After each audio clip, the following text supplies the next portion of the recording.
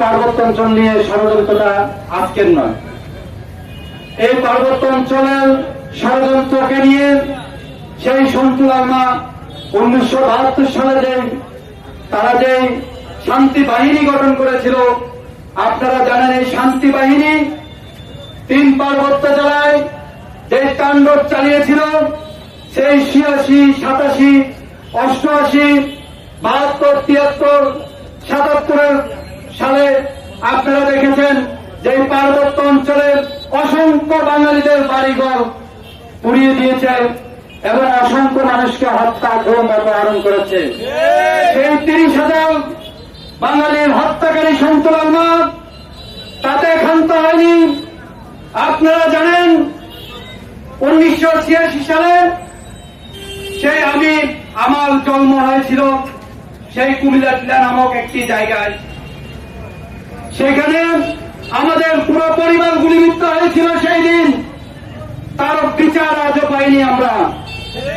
আমার বড় বোন মারা গিয়েছিল তার গুলিতে, সেই শান্তি বাহিনীর গুলিতে। আজকে দেখেন আমরা কোন রাষ্ট্রে বসবাস করছি, যে সন্তু লারমা প্রকাশ্যে মানুষকে গুলি করেছে, বাঙালিদেরকে হত্যা করেছে, সেনাবাহিনীকে হত্যা করেছে, পুলিশ বাহিনীকে হত্যা করেছে, বিজেপিকে হত্যা করেছে। আজকে সেই সন্তু লারমার গাড়িতে লাল সবুজের পতাকা দিয়ে সে আজকে দেখাচ্ছে দাপটের সহিত আজকে পার্বত্য অঞ্চলে ঘুরে বেড়াচ্ছেন, সরকারের সকল সুযোগ সুবিধা ভোগ করছেন। আজকে এই ঘুরির হাতে লাল সবুজের পতাকা দিয়ে বাংলাদেশকে কলঙ্কিত করেছেন। আজকে সেই সন্ত্রাসী সন্তু লারমাকে লাল সবুজের পতাকা দিয়ে শুধু কলঙ্কিত করে নেই, আজকে 30,000 বাঙালিকে আজকে নিরাপত্তাহীনতায় ফেলে দিয়েছেন। আপনারা জানেন আগস্টিনা চাকমা এবং চঞ্চলা চাকমার বক্তব্যে জাতিসংঘে তারা বলেছিল যে সেনাবাহিনীর কারণে তারা নিরাপত্তাহীনতায় আছেন। আপনারা কি জানেন যে আজকে যারা এই যে শুধু দুর্গম এলাকায় যারা বসবাস করে, তারা যে জন্তু জানোয়ারদের শিকার হয়, আর সেই জন্তুদের আমরা দেখেছি কিছুদিন আগে যে বাল্লুক আক্রমণ করেছিল উপজাতি বাহিনীর উপরে, সেই সেনাবাহিনী গিয়ে তাদেরকে উদ্ধার করে হেলিকপ্টার যোগে তাদেরকে চিকিৎসার জন্য পাঠিয়েছে।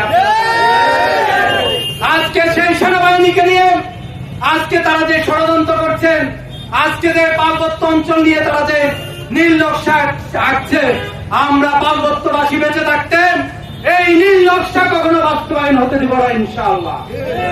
আজকে প্রত্যেকটা গল থেকে আজকে যে দুর্গ গড়ে তুলতে হবে, কারণ হলো গিয়ে আমরা দেখেছি 24-এর গণ অভ্যুত্থানের পরেও বাংলাদেশে অনেক আইন বাতিল হয়েছে, কিন্তু আজকে পার্বত্য অঞ্চল যারা শাসন শোষণ করছেন, সেই সন্তু লারমাদের আইন আজকে এখনো বাস্তবায়ন হচ্ছে পার্বত্য অঞ্চলে।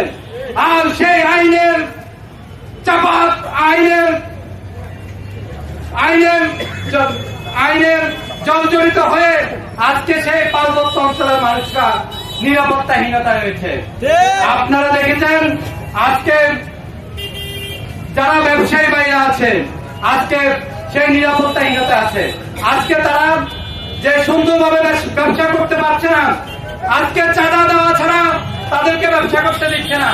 আপনারা জানেন সেই সন্তু বাহিনী, আজকে সন্তু বাহিনীর পর আজকে প্রশিক্ষণ বাহিনী সেই ইউপিডিএফ এর জন্ম হয়েছে। আজকে কয়েকটি বাহিনীকে চাঁদা দিতে হচ্ছে ব্যবসায়ীরা। আজকে ব্যবসায়ীরা নিরাপত্তাহীনতা আছে। আমরা বাংলাদেশে বসবাস করলো সেই 1997 সালে আওয়ামী লীগের করা সেই শান্তি চুক্তি, বৈষম্য চুক্তি, সেই পার্বত্য চুক্তি বাতিল করে পার্বত্য অঞ্চলে শান্তি ফিরিয়ে আনতে হবে। আপনারা জানেন